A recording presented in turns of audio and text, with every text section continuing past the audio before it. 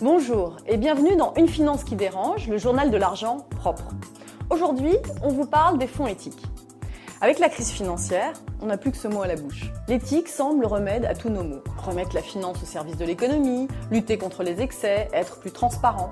Alors du coup, on assiste à une véritable explosion du nombre de fonds dits ISR, pour investissement socialement responsable. Ce sont des fonds qui investissent dans les entreprises sur la base de critères autres que financiers. Sociaux, sociétaux, environnementaux et de gouvernance. En 2008, les encours de ces fonds ont atteint en France 30 milliards d'euros, soit 8 fois plus qu'il y a 5 ans. Mais cette forte dynamique qui semble défier la crise s'est également accompagnée d'une complexité croissante. À l'origine, c'était simple. Il s'agissait de fonds lancés à la demande des communautés religieuses qui excluaient de leur placement les fruits du péché. Armement, tabac, alcool, jeux. Aujourd'hui, le modèle dominant en France, c'est le best in class. Ça signifie que l'investisseur ISR va aller chercher dans chaque secteur d'activité le meilleur de la classe en termes de responsabilité sociale. C'est aussi ce qui explique qu'on puisse trouver dans certains fonds ISR les plus gros pollueurs de la planète, sous réserve qu'ils travaillent à s'améliorer.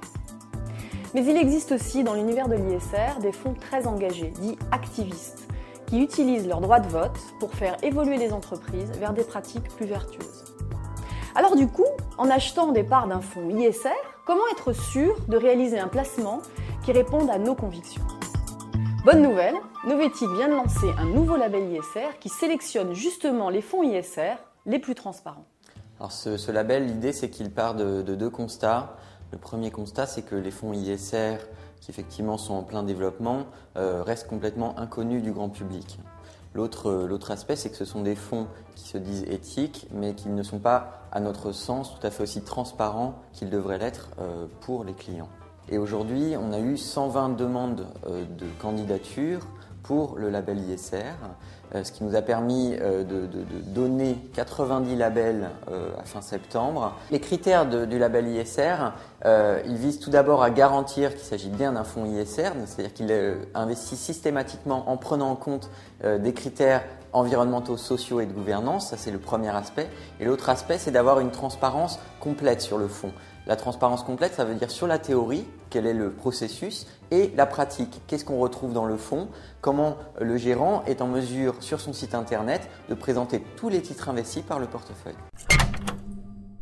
On a reçu le label ISR Novetic. Et pour nous, c'est très important parce que c'est quelque chose qui va améliorer la transparence des fonds ISR et on va savoir exactement ce qu'il y a dans les fonds, dans chaque fonds. Et ça fera certainement la différence entre des fonds ISR et des fonds non ISR. Le côté spécifique de Champlain, c'est vraiment d'aller voir sur le terrain ce qui se passe dans les entreprises. On ne se contente pas de regarder ce qui existe sur le site internet ou dans la communication institutionnelle de la société.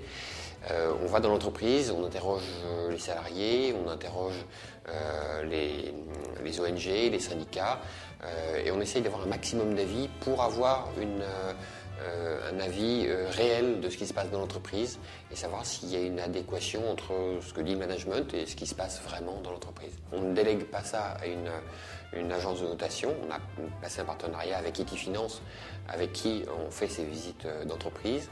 On a effectivement plus d'une centaine de critères, des critères qui sont propres à la financière de Champlain et que l'on considère comme importants.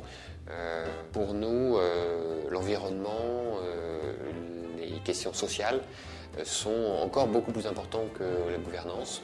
Récemment, une grande entreprise de services à l'environnement n'a pas souhaité que nous analysions une de ses filiales pour des raisons de conflits sociaux.